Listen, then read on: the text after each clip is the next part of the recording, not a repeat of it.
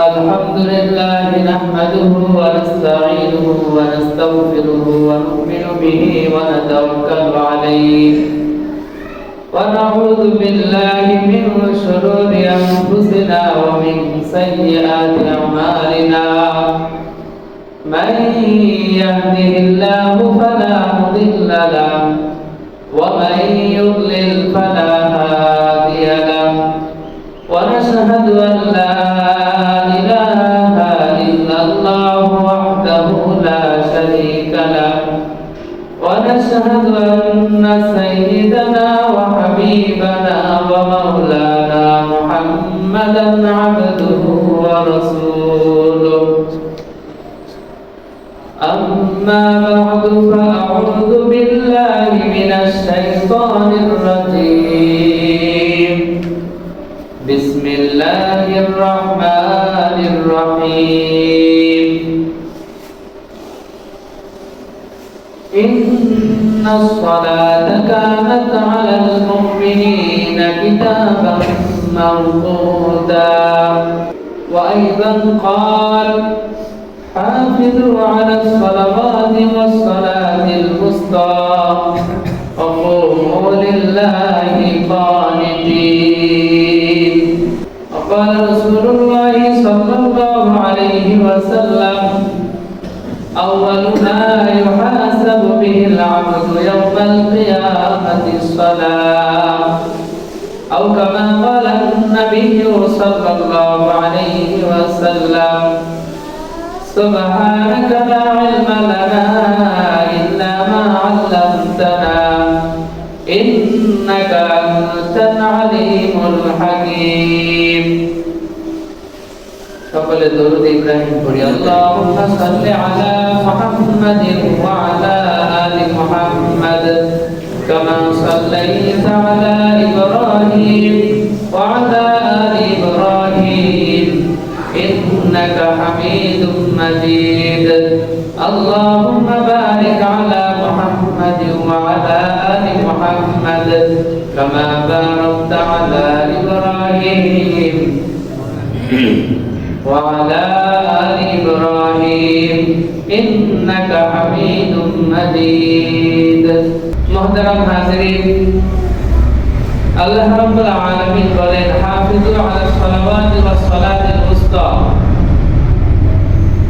তোমরা হেফাজত করো নামাজ সমূহকে বিশেষ করে মধ্যবর্তী নামাজ ওয়াকুমু এবং তোমরা দাঁড়াও ওয়াকুমু লিল্লাহি কানিতিন এবং তোমরা আল্লাহর জন্য বিনয়ী হয়ে দাঁড়াও এবং আল্লাহ তাআলা আরো বলেন ইন্নাস সালাতা কানাত আলাল মুমিনিনা কিতাবান মাওকুতা আল্লাহ রাব্বুল আলামিন তার ঈমানদার বান্দা-বান্দীদের উপরে নামাজকে একটি সময় নির্ধারিত ইবাদত ধার্য করেছেন নামাজ হলো সময় নির্ধারিত ইবাদত সময়ের বাইরে ওই নামাজটা আর যেভাবে হওয়া দরকার সেভাবে আর হয় না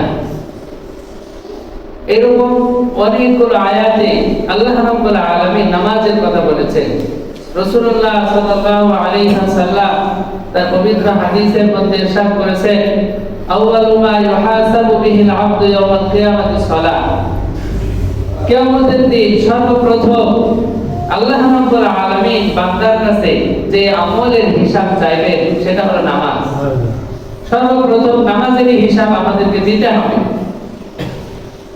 আলহামদুলিল্লাহ আমরা কম বেশি যে যতটুকু পারি নামাজ পড়ি কিন্তু একজন ঈমানদার হিসেবে যতটুকু পারি ততটুকু পড়ি এটা হওয়া উচিত ছিল না একজন ঈমানদার হিসেবে আল্লাহ রাব্বুল আলামিনের অর্ডার হলো 5 ওয়াক্ত নামাজ তাকে পড়তে হবে এটা হলো প্রথম নির্দেশ দ্বিতীয় কথা হলো জামাতের সাথে পড়তে হবে এটা রাসূলুল্লাহ সাল্লাল্লাহু আলাইহি ওয়াসাল্লামের হাদিসের মাধ্যমে আমরা জানতে পেরেছি আল্লাহর ফরজ হলো 5 ওয়াক্ত নামাজ পড়তে হবে আর নবীজি যেটা আমাদের জন্য বাধ্য করেছেন কারণ হলো আল্লাহর রাসূলের ব্যাপারে আল্লাহ তাআলা বলেছেন ওমা আতাকুমুর রাসূলু ফাখুযু ওয়া মা নাহাকুম আনহু ফান্তাহু আমার রাসূল তোমাদেরকে যেগুলো দেয় তোমরা তা না এবং যা থেকে নিষেধ করেন, বিরত থাকতে বলেন, তা থেকে তোমরা বিরত থাকো। তো আল্লাহর বিধান হলো 5 ওয়াক্ত নামাজ পড়তে হবে। আর রাসূলুল্লাহ সাল্লাল্লাহু আলাইহি ওয়াসাল্লামের আদেশ হলো এই নামাজটা জামাতের সাথে পড়তে হবে। রাসূল গোটা জিন্দেগিতে এই আমলটা করে দেখিয়েছে। তিনি সবসময় জামাতের সাথে নামাজ পড়তেন এবং তার সাহাবীদেরকে জামাতের সাথে নামাজ পড়তে বাধ্য করতেন। এবং যারা মুনাফিক তারাও জামাতের সাথে নামাজ পড়তো, কারণ একজন ইমানদার ওই জামানায় জামাতের সাথে নামাজ পড়বে না এটা ভাবাই যায় না। কারণ নামাজ পড়াটা ওই সময় ঈমানের আলামত ছিল, ঈমানের নিদর্শন ছিল। যে নামাজ জামাতের সাথে পড়তো না, মানুষ তাকে মুনাফিক মনে করত। এবং রাসূলুল্লাহ সাল্লাল্লাহু আলাইহি ওয়াসাল্লাম বলেছেন যে আমার ইচ্ছে হয় আমি কিছু একজনকে ইমাম বানাই আর কিছু যুবককে কিছু কাঠ লাকড়ি জমা করতে বলি এবং ওই সমস্ত লোকদের বাড়িতে যায় যারা কোনো ওযু ছাড়াই আযান শোনার পরেও জামাতে আসেন, তাদের ঘর বাড়িগুলো আমি পুড়িয়ে দিই। এই সমস্ত অসংখ্য হাদিস এবং কোরআনের আয়াত থেকে এটা নিশ্চিতভাবে বোঝা যায় যে জামাতের সাথে নামাজ পড়া অত্যন্ত জরুরি একটা বিষয়। এবং মাযহাবের ইমামগণ, বিশেষ করে আমাদের হানাফি মাযহাবের এই 5 ওয়াক্ত নামাজ জামাতের সাথে পড়া ওয়াজিব। 5 ওয়াক্ত নামাজ জামাতের সাথে পড়া সুন্নতে মুআক্কাদা বলা হয়েছে, কিন্তু এটা ওয়াজিবের পর্যায়ে, মানে পড়তেই হবে। 5 ওয়াক্ত নামাজ জামাতের সাথে পড়তে হবে। কোনো ওযর থাকলে ভিন্ন কথা, কোনো ওযর অর্থাৎ কোনো সমস্যা না থাকলে 5 ওয়াক্ত নামাজ জামাতের সাথেই পড়তে হবে। এইটাই ইসলামের অর্ডার, ইসলামের বিধান। এখন আমরা আমাদের কোনো কাজে গেলাম যে সেখানে দেরি হয়ে গেল, তো আমাকে টাইমের মধ্যে নামাজটা পড়ে ফেলতে হবে এবং আমাকে খেয়াল রাখতে হবে আমি সময় মতো এসে আবার জামাতের সাথে নামাজ পড়ব। সুযোগ আছে, সমস্যা হলে একা একা পড়া যাবে, এর মানে না যে সব সময় আমি কি করলাম একা একাই পড়লাম, জামাতে আসলাম না। এইটা ইসলামের বিধান নয়। তবে বলতেছিলাম আল্লাহ রাব্বুল আলামিন কিয়ামতের ময়দানে তার বান্দার কাছে সর্বপ্রথম নামাজের হিসাব নেবে। এই নামাজের হিসাব যারা সুন্দরভাবে দিতে পারবে তো অন্যান্য হিসাবগুলোকে আল্লাহ তাআলা তাদের জন্য সহজ করে দিবেন। সুবহানাল্লাহ। এবং এই সমাজের যত অন্যায় অশ্লীলতা এবং যত অনৈতিক কাজকর্ম এই ধরনের যত কিছু আছে এই সব কিছুর ব্যাপারে আল্লাহ রাব্বুল আলামিন পবিত্র কোরআনে নামাজের ভূমিকা উল্লেখ করেছেন। আল্লাহ তাআলা বলেন ইন্নাস সালাতা তানহা আনিল ফাহশাই ওয়াল মুনকার। নামাজ, নিশ্চয় নামাজ সমস্ত অশ্লীল এবং অন্যায় কাজ থেকে বিরত রাখতে পারে। এই নামাজই পারে সমাজের মানুষকে সুন্দর পথে আনতে, সমাজের মানুষকে সুন্দর আচরণ শিক্ষা দিতে, সমাজের মানুষকে সমস্ত অন্যায় থেকে বিরত রাখতে। এই জন্য ইসলামের 5টি যে স্তম্ভের কথা বলা হয়েছে, আল্লাহ রাসূল বলেছেন বুনিয়াল ইসলাম আলা খামস। ইসলামের ভিত্তি হলো 5টি জিনিসের উপরে, ইসলামের ফাউন্ডেশন হলো 5টি জিনিস। তার মধ্যে একটি হলো ইকামিস সালাত, নামাজ প্রতিষ্ঠিত করা। তাই একজন মুসলিম হিসেবে আমরা কখনোই পারি না নামাজকে বাদ দিতে। নামাজ বাদ দেওয়া একটা বড় কবিরা গুনাহ, নামাজ ছেড়ে দেওয়া। যে একটা গুনার কারণে এই মানুষটা জাহান্নামী হয়ে যাবে, কোরআন হাদিসের কথা। নিশ্চিতভাবে যে এক ওয়াক্ত নামাজ কাজা করলো, বাদ দিল, এই লোকটাকে আল্লাহ যদি মাফ না করে তাহলে এটা এমন একটা অপরাধ যে এই একটা অপরাধের কারণে তাকে জাহান্নামী হতে হবে। সারা জীবন নামাজ না পড়া না, একবার। এই যে আজকে জুমার দিন, এই জুমার নামাজটা যাদের উপরে ফরজ, সবার উপরে কিন্তু ফরজ না। যারা মুসাফির, যারা মহিলারা আছে তাদের জন্য আবার জুমার নামাজ নাই, তারা বাদ দিয়ে যে ব্যক্তির উপরে জুমার নামাজটা ফরজ, এই নামাজটা যদি সে না পড়ে আর ইসলামের সব বিধান সে পালন করলো, এই নামাজ পড়ার সুযোগ আছে তার, কিন্তু তাও পড়লো না, তো এটা এমন একটা অপরাধ যে একটা অপরাধের কারণেই সে এখন মারা গেলে আল্লাহ তাকে ক্ষমা না করলে তার জন্য জাহান্নাম অবধারিত। এবার আমাদেরকে বুঝতে হবে যে আমরা কি পরিমাণ নামাজের ব্যাপারে অবহেলা করতেছি। আমি আগেও কয়েক জুমা আগে আপনাদেরকে বলেছিলাম যে নবীজির জামানায় মুনাফিকরা নামাজ পড়তো। মুনাফিক কাদেরকে বলে আমরা তো জানি, যারা ইসলামের চরম দুশমন, কিন্তু প্রকাশ করতে চায় না, তাল মিলিয়ে চলে যাতে করে অন্য ঝামেলায় না পড়ে। এই মুনাফিক শ্রেণীর মানুষগুলো জামাতের সাথে নামাজ পড়তো, আমরা মুসলমান হয়ে পড়ি না, এটা আফসোস এবং পরিতাপের বিষয়। আমরা মনে করি নামাজ শুক্রবারে পড়লেই হয়, নাউজুবিল্লাহ। নামাজ 5 ওয়াক্ত ফরজ।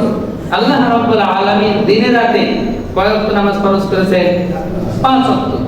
এই 5 ওয়াক্ত নামাজে কয় রাকাত? 17 রাকাত। কয় রাকাত? 17 রাকাত নামাজ। 12 রাকাত সুন্নাত। কয় রাকাত? 12 রাকাত নামাজ সুন্নাত, আর 17 রাকাত হলো ফরজ। ফজরে 2 রাকাত। ফজরে কয় রাকাত? 2 রাকাত ফরজ আর 2 রাকাত সুন্নাত। যোহরে 4 রাকাত সুন্নাত, 4 রাকাত ফরজ, 2 রাকাত সুন্নাত। আমরা আগে ফরজটা দেখি। ফজরে মাত্র 2 রাকাত ফরজ, যোহরে 4 রাকাত, তাহলে কয় রাকাত হলো? 6 রাকাত। আসরে 4 রাকাত, কয় রাকাত হলো? 10 রাকাত। মাগরিবে 3 রাকাত, 13। আর এশায় 4 রাকাত। মোট 17 রাকাত নামাজ হলো ফরজ। এই নামাজগুলো আমরা ইমাম সাহেবের সাথে যদি মসজিদের জামাতের সাথে এসে আদায় করি, তাহলে আমাদের একটা ফায়দা আছে যে আমাদের অনেকের কোরআন তেলাওয়াত সহি না। আর নামাজ ভঙ্গের 1 নাম্বার কারণ হলো নামাজে অশুদ্ধ পড়া। নামাজে কি পড়া? অশুদ্ধ পড়া। কোরআন তেলাওয়াতটা সহিভাবে না করতে পারা, এইটার কারণে নামাজ নষ্ট হয়ে যায়। তো আমরা এই 17 রাকাত নামাজ যদি 5 ওয়াক্ত মসজিদে এসে ইমাম সাহেবের পিছনে পড়ি, তাহলে অন্তত আল্লাহর যে ফরজ বিধানটা ছিল শুধু মসজিদের জামাতের সাথে পড়ার খাতিরে আমার এই নামাজগুলো সহিভাবে হয়ে যাচ্ছে। অথচ আমরা এই নামাজটা পড়ি না, অথবা একা একা পড়ি। একা একা পড়লে এই সমস্যাটা থেকেই যাচ্ছে যে আমার এই নামাজটা হবেই কি হবে না। কিন্তু আমি যদি জামাতের সাথে পড়ি, তাহলে নামাজে অশুদ্ধ পড়ার যে অপরাধটা ছিল এটা তো আমার থাকলো না। এই জন্য জামাতে পড়াটা আমাদের জন্য অনেক লাভদায়ক, অনেক লাভজনক জামাতের সাথে নামাজ পড়া। তো এই 17 রাকাত হলো ফরজ আর 12 রাকাত হলো সুন্নাত। ফজরের আগে, ফরজের আগে 2 রাকাত সুন্নাত, আর যোহরের আগে 4 রাকাত, পরে 2 রাকাত, তাহলে মোট 8 রাকাত হলো। কয় রাকাত হলো? 8 রাকাত। এগুলো বলছে সুন্নতে মুআক্কাদা। এই নামাজগুলো কি সুন্নতে মুআক্কাদা? মানে হলো এটার বিধান হলো পড়তে হবে। যদি কেউ শিথিলতা করে, না পড়ে, বাদ দেয়, তাহলে এটার জন্য তাকে শাস্তি পেতে হবে। এই নামাজের জন্য কি পেতে হবে? শাস্তি পেতে হবে। মাগরিবের পরে 2 রাকাত। মাগরিবের পরে কয় রাকাত? 2 রাকাত। আর ইশার পরে 2 রাকাত, তাহলে মোট 4 রাকাত হবে। আর এদিকে 8 রাকাত। 12 রাকাত হলো সুন্নাত। 12 রাকাত হলো সুন্নতে মুআক্কাদা। এই 12 রাকাত নামাজ পড়লে আপনি কি পাবেন? রাসূলুল্লাহ সাল্লাল্লাহু আলাইহি ওয়াসাল্লাম এক হাদিসের মধ্যে বলেছেন, যে ব্যক্তি দিনে রাতে 12 রাকাত নামাজ পড়ে, আল্লাহ রাব্বুল আলামিন তার জন্য জান্নাতের মধ্যে একটা বাড়ি বানান। সুবহানাল্লাহ। আপনি একটা বাড়ি বানানোর জন্য কত পরিশ্রম করতেছেন? 20 লক্ষ 30 লক্ষ টাকা জমানোর জন্য আপনার রক্ত পানি হয়ে যাচ্ছে, এরপরেও বাড়িটা সম্পূর্ণ না করতে অনেকে মারা যাচ্ছে। গত কয়েক বছর আগে আপনারা দেখেছেন এক ব্যক্তি বিদেশে হোক বাড়িতে হোক অনেক কষ্ট করে একটা বাড়ি প্রস্তুত করেছিল। পরে সে আগের বাড়িতেই ছিল, একটা গাছ ভেঙে পুরাতন বাড়ির উপরে পড়ার কারণে ও সব পরিবারই মরে গেছে। সব পরিবারই মরে গেছে। ওরা যে নতুন বাড়ি করেছে ওখানে উঠতেই পারে না। তাহলে এই যে সারা জীবনের শ্রম, এরপরেও সে ওই বাড়িটা ভোগ করতে পারবে কিনা এটা তার জানা নাই। অথচ আপনি দিনে রাতে এই 12 রাকাত সুন্নাত নামাজ পড়লে আল্লাহ তাআলা আপনার জন্য জান্নাতে একটা বাড়ি বানায় দিয়েছে। তাহলে ইসলামের প্রত্যেকটা আমলের কত দাম! একটা বাড়ি বানানোর জন্য আমাদের জীবন উৎসর্গ করছে, অথচ প্রতিদিন আমি জান্নাতের মধ্যে এক একটা বাড়ি তৈরি করার সুযোগ আল্লাহ আমাকে দিচ্ছে। তাহলে সুন্নাত যদি পড়ি, আর যদি এত সওয়াব হয়, তাহলে ফরজগুলোর কত দাম হবে? আল্লাহ রাসূল সাল্লাল্লাহু আলাইহি ওয়াসাল্লাম বলেন, মিফতাহুল জান্নাতিস সালাত। জান্নাতের চাবি হলো নামাজ। আর সালাতু মিফতাহুল জান্নাহ, নামাজ হলো জান্নাতের চাবি। আপনি সব নিলেন কিন্তু চাবিটাই নিলেন না, আপনি জান্নাতে তো ঢুকতে পারবেন না। এইজন্য আমাদের এই ফরজ নামাজের প্রতি গুরুত্ব দেওয়া উচিত। তাহলে 5 ওয়াক্ত নামাজ ফরজ, কয় ওয়াক্ত? 5 ওয়াক্ত। এর মধ্যে যদি কেউ বলে মনে মনে পড়লেও হবে, আমি একা একা পড়ি তাতেও হবে, এগুলো ইসলাম সমর্থন করে না। মনে মনে কোনো নামাজ নাই। ফকিররা অনেকেই বলে মনে মনে নামাজ পড়ি, এইসব চলবে না। ইসলামের কিছু বিষয় গোপনীয় আছে, সেগুলো গোপনীয়, যেগুলো প্রকাশ্য সেগুলো প্রকাশ্য, এটা আল্লাহর বিধান। আপনার মন করা কোনো ব্যাখ্যা চলবে না। এই পাঁচ ওয়াক্ত নামাজের সময় আমি আগে বলেছি, নামাজ হলো সময় নির্ধারিত ইবাদত। ফজরের নামাজটা কখন শুরু হয়? ফজরের নামাজটা শুরু হবে সুবহে সাদিক থেকে। সুবহে সাদিক কাকে বলে? সাদিক যখন হবে তখন পূর্ব দিকে দেখবেন যে আলোটা ছড়িয়ে পড়ে, যেহেতু সূর্য ওঠার নিকটবর্তী আলোটা ছড়িয়ে পড়েছে। এটা হলো জাগতিক বিষয় দেখি। আরেকটা হলো ক্যালেন্ডার। আমাদের তো সহজ ব্যবস্থা আছে, ক্যালেন্ডারের মধ্যে আপনি দেখেন প্রত্যেকটা নামাজের রক্ত আসতেছে। ওটাও যদি সময় না থাকে, অন্তত মুয়াজ্জিনের আযানগুলো ফলো করেন সহজে। মুয়াজ্জিন যখন আযান দিল, ধরে নিন রক্ত শুরু হলো। রক্ত যদিও এর 2-1 মিনিট আগেই শুরু হয়, ধরে নিন ফজরের আযানের সময় থেকে রক্ত শুরু হলো। এই রক্তটা কতক্ষণ থাকবে? ফজরের রক্তটা থাকবে সূর্য ওঠার আগ পর্যন্ত। ফজরের রক্ত কতক্ষণ থাকে? সূর্য ওঠা। সূর্য যখনই দেখবেন যে আপনার আলোকিত হয়ে প্রকাশিত হয়ে যাচ্ছে, তো ওর অন্তত ওই সময়ই নামাজ পড়া যাবে না। ফজরের রক্ত শেষ। যখন আপনি সূর্যের আলো, সূর্যটা দেখতে পাবেন, এটার জন্য আরো সহজ হলো ক্যালেন্ডারের মধ্যে কি করা আছে? লেখা আছে যে সূর্যোদয় এত টাইম হবে। এটা দেখে নিলেন, আপনি এতটুকু পারবেন না, আপনি এত বড় জান্নাতের আশা করতেছেন।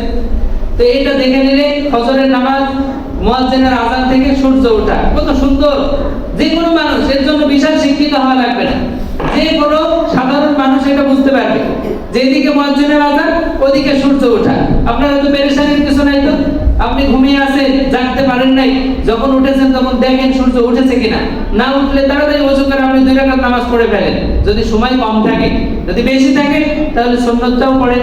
সহজ তো, ইবাদত খুবই সহজ। আমরা করি না কেন? জোহরের এরপরে সূর্য ওঠার পরে ফজরের আর রক্ত থাকে না। এখন আপনি যদি পড়েন তাহলে ওই নামাজটা আদায় হবে, কিন্তু এইটা কাজা হবে। কি হবে? কাজা হবে। যথাসময়ে আদায় হইল না, তবে নামাজটা হয়ে যাবে, কাজা হয়ে যাবে। এর জন্য শাস্তি আছে, তবে না পড়ার যে শাস্তি ওর চাইতে কম। কাজা করলেও শাস্তি আছে, কিন্তু না পড়ার চাইতে কম। জোহরের যখন আযান হবে, জোহরের সময় সাধারণত এই যে দেখেন আমরা আজকে 12:30টা থেকেই ওয়াক্ত আযান চলে এসেছে। তো 12:15টা থেকে প্রায় ওয়াক্ত চলে আসে জোহরের। বললাম না, আযান একটু ধীরে ধীরে দেওয়া হয়। যদি আমরা সাধারণ মানুষ বুঝতে না পারি, অন্তত নামাজের যে আযানটা হচ্ছে ওই সময় থেকে ধরি। আপনি জোহরের আযান থেকে আসরের আযান পর্যন্ত আমরা জোহরের নামাজ পড়ার টাইম। জোহরের আযানের পর থেকে আবার যে আসরের আযান দিবে তার 5 মিনিট আগ পর্যন্ত, বা অন্তত আপনার আযান পর্যন্ত। যেহেতু আপনি আরো কম বুঝেন, হয়তো বা শিক্ষিত না, তা আপনার জন্য। কিন্তু শিক্ষিত মানুষগুলো এত কথার দরকার নাই, তারা বুঝবে। এই যে দেখেন একটা নামাজের কত লম্বা সময়, কত লম্বা সময় আল্লাহ আপনার দিকে তাকিয়ে আছে যে আপনি নামাজটা পড়বেন। এই গুনাহ, এই যে জুমার আযান হয়ে গেল, এখন যদি আমরা নামাজ না পড়ি, বিলম্ব করতে করতে পরেও যদি পড়ি, কোনো গুনাহ নাই। তবে আউয়াল ওয়াক্তে পড়াটা উত্তম। আউয়াল ওয়াক্তে পড়া কি উত্তম। জোহরের আযান হয়ে গেছে, আপনি সাথে সাথে নামাজটা পড়ে ফেলেন। জামাতের তো একটা টাইম আছে, ওই টাইমেই পড়ে ফেলেন, তাহলেই আউয়াল ওয়াক্তে হয়ে যাবে। যেহেতু জামাতেরও গুরুত্ব আছে, তো আউয়াল ওয়াক্তে পড়া উত্তম। কিন্তু এই নামাজটা যদি আপনি একটু সময় দেরি করেও পড়েন, তা আসরের আগ পর্যন্ত, আযানের আগ পর্যন্ত পড়লেও আপনার জিম্মাদারি আদায় হয়ে যাবে। আপনি নামাজটা পড়লে এটা ফেরেশতারা আপনার আমলনামায় লিখে ফেলবে। কত লম্বা একটা সময়, 2 ঘন্টা 2.5 ঘন্টা সময় লাগছে। এরপরে আসরের আযান হলে, আসরের আযান থেকে একেবারে সূর্য ডুবা পর্যন্ত, একেবারে সূর্য ডুবা পর্যন্ত আপনার ঘড়ি দেখানোর দরকার নেই। সূর্য ডুবার আগ পর্যন্ত আপনার পড়ার টাইম। কিন্তু নামাজ আযানের পরপরই পড়ে নেওয়া বা মসজিদের টাইমের সাথে পড়া, এটা হলো উত্তম। কিন্তু আপনি টাইমটা পাবেন কোন পর্যন্ত? সূর্য ডুবা পর্যন্ত। আল্লাহ দেখে সব, খুব সূক্ষ্ম বিষয়গুলো আল্লাহ মানুষের উপর অত বেশি জরুরি করেন। এই নামাজটা যেমন সবার উপরে ফরজ করেছে, এর মধ্যে শিক্ষিত থাকবে, অশিক্ষিত থাকবে, সাধারণ মানুষ থাকবে, জ্ঞানীগুণী সব শ্রেণীর মানুষ থাকবে। এই জন্য আল্লাহ এই সময়টা নির্ধারণ করে দিয়েছে একেবারে স্পষ্টভাবে, যে এইদিকে আযান হবে আর ওদিকে সূর্য ডুববে। আসরের নামাজ সূর্য ডুবার আগ পর্যন্ত যে কোনো টাইমে আপনি পড়ে নিলে 4 রাকাত নামাজ আপনার হয়ে গেল। এরপরে তবে নিয়ম হলো সূর্যটা ডুবার 20 মিনিট আগ পর্যন্ত পড়ে নেওয়াটা সবচাইতে ভালো। যদি 20 মিনিট আগেও আপনি পড়েন তাও নামাজ হয়ে যাবে, কিন্তু আপনি গুনাহগার হবেন। কারণ ওই সময় সূর্য ডুবার সময় নামাজ পড়া নিষেধ। কিন্তু ওই দিনের যেহেতু আসর, তাই আপনি পড়তে পারবেন। অন্য কোনো নামাজ ওই টাইমে পড়া যাবে না, কিন্তু ওই দিনের আসরটা পড়া যাবে। এরকম ভাবে যখন সূর্য ডুবে গেল তো মাগরিবের টাইম হয়ে গেল, আপনি মুয়াজ্জিনের আযানের অপেক্ষায় থাকেন অথবা 4-5 জন নিয়ে আপনি নামাজ পড়ে ফেলেন, আপনার নামাজ হয়ে যাবে। আযান দেওয়া হয় এটা মানুষকে একত্রিত করে জামাতবদ্ধভাবে নামাজ পড়ার জন্য, কিন্তু সময় আসলেই আপনি নামাজ পড়তে পারবেন। এর জন্য আযান দেওয়া কিনা জরুরি না। তো মুয়াজ্জিন এখনো তো আযান দেয়নি, আমি ঢাকায় যাব, বাসের ভিতরে নামাজ পড়তে পারবো না, আপনি একাই পড়ে যান। ওই মুহূর্তে যেহেতু আপনার তাড়াহুড়া, আপনি একাই পড়েন। ইসলাম এতটা সুযোগ দিয়েছে যে আপনারা কল্পনাও করতে পারবেন, কিন্তু কাজটা করতে হবে, কাজটা করতে হবে। তবে বলতেছিলাম যে মাগরিবের সূর্য ডুবা পর্যন্ত আসরের টাইম, এরপরে সূর্য ডুবে গেল আপনার মাগরিবের টাইম শুরু হয়ে গেল। এই মাগরিবের টাইমটা থাকবে পশ্চিম দিগন্তে লালিমা, অর্থাৎ লাল লাল আলোটা যতক্ষণ থাকবে, এটা তো আর সবাই বুঝতে পারবে না, ক্যালেন্ডার ফলো করবে। অথবা এশার আযান, অথবা এশার আযান, এশার আযানের আগ পর্যন্ত আপনি রাস্তাঘাটে থাকেন, বাড়িতে থাকেন, যেখানেই থাকেন, আপনি নামাজটা পড়ে ফেলেন, আপনার নামাজ হয়ে যাবে। আর এশার যখন আযান হয়ে যাবে তখন এশার ওয়াক্ত ঢুকে গেল। এশার ওয়াক্ত আযানের থেকে একেবারে ফজরের আযান দেওয়া পর্যন্ত আপনার এশার টাইম, এশার টাইমটা সবচাইতে বেশি। তাহলে একবার ভাবুন, 5 ওয়াক্ত নামাজ আল্লাহ কত লম্বা টাইমের মধ্যে রাখলো। আপনি স্কুলের শিক্ষক, আপনার প্রত্যেকদিন দেরি করে আসতে হয় মসজিদে, জামাত আপনি পান না, এই ক্ষেত্রে আপনার যেহেতু এটা খুবই দরকারি, তবে ইসলামিক রাষ্ট্র হলে এগুলো ফলো করা হতো, নামাজের টাইমগুলো ফলো করা হতো। যেহেতু ইসলামিক রাষ্ট্র না, তাই আপনার ওখানে অসুবিধায় আপনার পড়তে হবে, যেহেতু বিভিন্ন প্রতিষ্ঠানের সাথে তাদের নিয়ম মতো চলতে হবে। আপনি তাহলে বাড়িতে এসে আসরটা পড়ে ফেলেন, আপনার 4:15 নামাজ, 4:15 ছুটি, আপনি পারলে তাড়াহুড়া করে এসে পড়েন জামাতের সাথে, তা না হলে আপনি 2-4 জনকে নিয়ে আলাদা জামাত করে পড়েন, অথবা আপনার ওয়াইফকে নিয়ে আপনি জামাত করে পড়েন। মহিলাদেরকে নিয়ে জামাত করলে হবে না, তারও নামাজটা হবে, আপনার নামাজটাও হবে। তবে এই ক্ষেত্রে লক্ষণীয় বিষয় হলো পাশাপাশি দাঁড়ানো যাবে না, তাদেরকে একা হলেও মেয়ে মানুষকে একেবারে পিছনের কাতারে দাঁড় করাতে হবে। যদি কাতারের মানে পাশাপাশি দাঁড়ান, অর্থাৎ একজন ইমাম একজন মুসল্লি যদি হয়, তাহলে ইসলামের নিয়ম হলো ইমাম একটু সামনে দাঁড়াবে, মুসল্লি এক পা পিছনে তার ডান পাশে দাঁড়াবে। এটা পুরুষ মুসল্লির ক্ষেত্রে নিয়ম। কিন্তু যদি মহিলা মুসল্লি হয় তাহলে তাকে এক কাতার পিছনে দিয়ে পড়তে হবে। আপনি ইমাম, আপনার স্ত্রী, আপনার মুসল্লি, সমস্যা আছে? দুজন মিলে নামাজ পড়ে, দুজন মিলে একসাথে জান্নাতে যাবেন। ইসলাম অনেক সহজ। তো এভাবে আমরা যদি 5 ওয়াক্ত নামাজ পড়ি তাহলে আমাদের গায়ে বাঁধবে, কিন্তু আমরা তো তা করি না। আমরা মনে করি আজান হলো, এখনই মসজিদে নামাজ হবে, তো জামাতে যাইতে পারলাম না, তো নামাজের টাইম শেষ, এই যা করছিস একবার, আজকের মতো আর হবে না। বিষয়টা ভুল, এমন না। প্রত্যেকটা আজানের পর থেকে অন্তত পক্ষে 100 ঘন্টা নামাজের টাইম থাকে, 1 ঘন্টা নামাজের টাইম থাকে। এই যে ফজরের আজানটা যখন হবে, আপনার যদি ঘড়ির টাইম বুঝে, তাহলে আপনি 1 ঘন্টা ধরে নামাজ পড়বেন। সূর্য আপনার দেখার দরকার। মাগরিবের টাইমে 1 ঘন্টা সময় থাকে, এটা সবচেয়ে কম। আর আসরের টাইমটা আরেকটু কম, কিন্তু ওটার জন্য তো আপনার প্রকাশ্য আলামত আছে যে সূর্য একেবারে যখন ঘোলা আকৃতি হয়ে গেছে, সূর্যের দিকে তাকানো যাচ্ছে, এর আগ পর্যন্ত পড়লে উত্তম ভাবে পড়া হবে। আর ওই টাইমে পড়া যাবে, কিন্তু আপনার গুনাহ হবে। তো এই বললাম 5 ওয়াক্ত নামাজের টাইম, এই টাইমের মধ্যে আপনি পড়েন। তবে উত্তম এবং গুরুত্ব দিয়ে জামাতের সাথে পড়তে পারলে সবচাইতে বেশি ভালো। জামাতে না আসার অনেকগুলো কারণ আছে। অনেক প্রচন্ড বৃষ্টি, ঝড়, তখন আপনার জামাতে আসার দরকার নেই। অথবা আপনি আসতে চাচ্ছেন, আপনার একটা মাঠ পাড়ি দিয়ে আসতে হয়, রাতের বেলা আপনার শত্রু আছে, আক্রমণ করবে, আপনার আসার দরকার নেই। আপনার কাছে কোনো লাইট নাই, প্রচন্ড অন্ধকার, আপনার আসার দরকার নেই। রাস্তায় অনেক কাদা, তাও আপনার আসার দরকার নেই। আপনি আসলেই আপনি পিছন খেয়ে পড়ে যাবেন, তা আপনি আসবেন কিভাবে? ইসলাম মানুষকে কোনো জিনিস বাধ্য করেনি যেটা সে পারবে না। আল্লাহ রাব্বুল আলামিন বলেন, লা ইউকাল্লিফুল্লাহু নাফসান ইল্লা উসআহা। আল্লাহ তাআলা কোনো মানুষকে সে পারবে না এরকম কোনো বিধান দেননি। প্রত্যেকটা বিধান আপনি বিশ্লেষণ করলে দেখবেন যেটা মানুষের সাধ্যের ভিতরে, সাধ্যের বাইরে না। তো বলতেছিলাম 5 ওয়াক্ত নামাজের ফরজ হওয়ার কথা এবং তার টাইমের কথা। এবং সুন্নতগুলো আমরা সবাই জানি, ফজরের আগে 2 রাকাত, জোহরের আগে 4 রাকাত, পরে 2 রাকাত, এবং আসরের আপনার আগেও 4 রাকাত সুন্নত আছে। এটা সুন্নতে গায়রে মুআক্কাদা, পড়লে সওয়াব হবে, না পড়লে গুনাহ নাই, তবে পড়া উচিত। মাগরিবের পরে 2 রাকাত সুন্নত, সুন্নতে মুআক্কাদা পড়তে হবে, না পড়লে গুনাহ হবে। এশার পরে 2 রাকাত সুন্নত পড়তে হবে, না পড়লে গুনাহ হবে। এবং এশার পরে বাড়তি একটা নামাজ, সেটা হলো বেতেরের নামাজ। বেতেরের নামাজ ওয়াজিব। বেতনের নামাজ কি ওয়াজিব। ওয়াজিবের স্থানটা হলো ফরজের পরে। ওয়াজিবের স্থান ফরজের পরে। ফরজ মানে আবশ্যক, অত্যাবশ্যক, করতেই হবে। আর ওয়াজিবটা হলো আবশ্যক। ওয়াজিব যদি কোনো বান্দা আমল না করে তাহলে সে শাস্তিযোগ্য অপরাধী। কেউ যদি ওয়াজিবকে অস্বীকার করে তাহলে তাকে কাফের বলা যাবে না। কিন্তু ফরজ হলো এমন বিধান যেটা অস্বীকার করলে কাফের হয়ে যাবে। কেউ যদি পাঁচ ওয়াক্ত নামাজকে অস্বীকার করে যাবে তাহলে সে কাফের হয়ে যাবে, সাথে সাথে তার বউ তালাক হয়ে যাবে। এটা হলো বিধানগত বিষয়, আপনাদের না বুঝলেও তো সমস্যা নাই, বললাম আর কি। এরপরে বলতেছিলাম এই পাঁচ ওয়াক্ত নামাজে ধরেন আপনি ফজরের নামাজটাই পড়বেন 2 রাকাত। তো এই 2 রাকাত নামাজে আপনার 13টা ফরজ থাকবে। কয়টা ফরজ? এবং 14টা ওয়াজিব থাকবে। 13টা ফরজ আর 14টা ওয়াজিব। 13টা ফরজের মধ্যে 7টা ফরজ বাইরে। নামাজ শুরু করার আগেই ওই ব্যবস্থাটা আপনাকে করতে হবে। আপনি মনে করেন আপনার আগামীকাল ছেলের বিয়ের অনুষ্ঠান করতে যাচ্ছে, তো এর যত ব্যবস্থাপনা আপনাকে আগেই করতে হবে নাকি? না আপনি ওই দিন মানুষকে দাওয়াত দিয়ে বসায় রেখে পরে রান্না বান্না করতে যাবেন? এটা তো আমরা বুঝি। এরকমই এই ফরজগুলো আপনাকে আগেই সারতে হবে। যেমন এই 7টা ফরজ হলো, একটা হলো শরীর পাক। আপনার শরীরটাকে আগে কি করতে হবে? পবিত্র করতে হবে। কি থেকে পবিত্র করতে হবে? হচ্ছে আসগর এবং আকবার। হচ্ছে আসগর হলো ছোট নাপাকি, আর হচ্ছে আকবার হলো বড় নাপাকি। আমি আগে একদিন আলোচনা করেছিলাম। আসগর হলো 7টা জিনিসের কারণে মানুষের শরীরে ছোট নাপাকি হয়ে যায়। কয়টা কারণে? 7টা কারণে। 1 নাম্বার পেশাব পায়খানার রাস্তা দিয়ে কোনো কিছু বের হওয়া।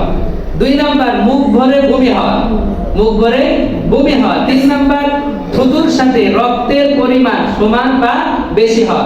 আপনি থুতু ফেললেন, দেখছেন যে রক্ত বের হচ্ছে, আপনার ওযু ছিল, তো ওই মুহূর্তে ওযুটা নষ্ট হয়ে যাবে। 3 নাম্বার।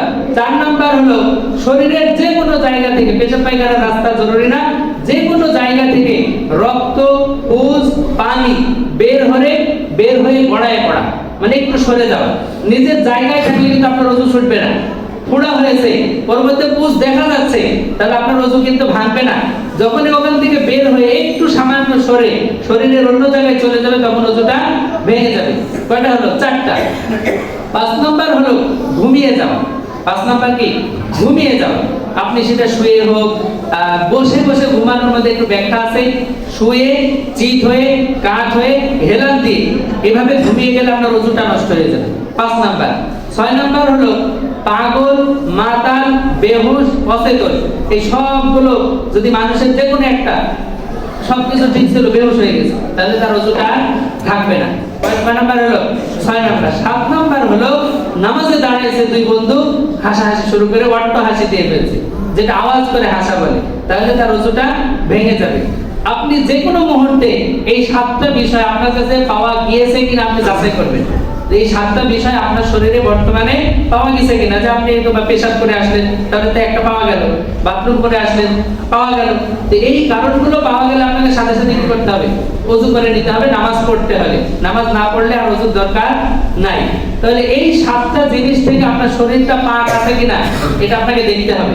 যদি থাকে তাহলে আপনি এক ধরনের নাপাকি থেকে বাঁচলেন। আর এক ধরনের নাপাকি আছে, হচ্ছে আকবার, বড় নাপাকি। সেটা কি? সেটা আমি বলেছিলাম, এটা 4 কারণে ফরজ হয়। গোসল যে 4 কারণে ফরজ হয়, ওই 4টা হলো বড় নাপাকি।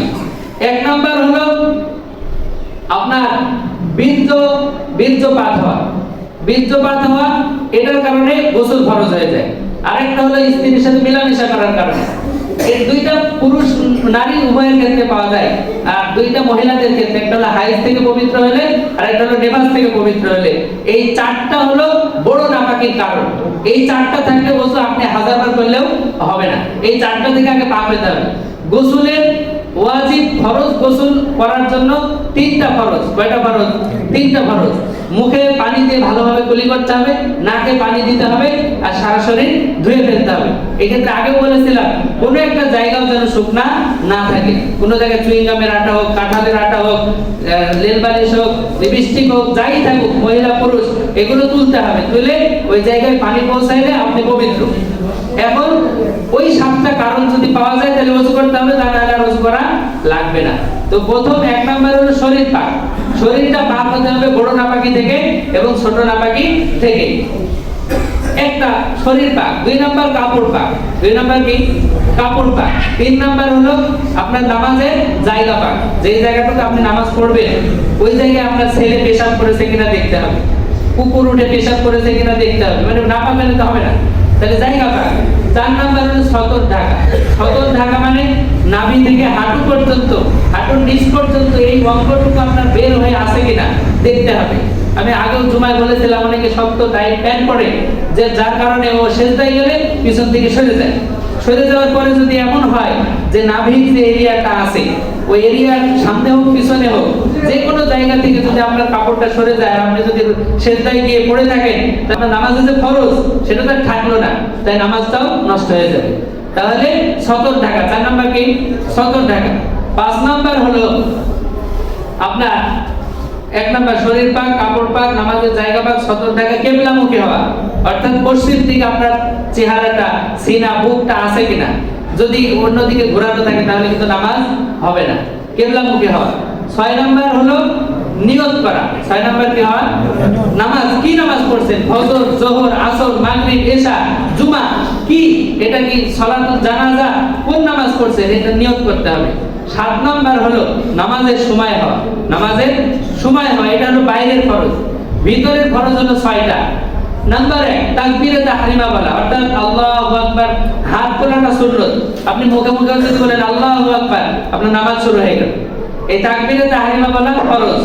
এরপরে দাঁড়ানো 2 নাম্বার ফরজ। 3 নাম্বার ফরজ কেরাত পড়া। কি পড়া? কোরআন শরীফ থেকে কিছু পড়া। আপনি এমনি দাঁড়িয়ে থাকবেন আল্লাহর সামনে, কিছু পড়তে হবে। 3 নাম্বার ফরজ। 4 নাম্বার ফরজ রুকু করতে হবে। 5 নাম্বার ফরজ সিজদা করতে হবে।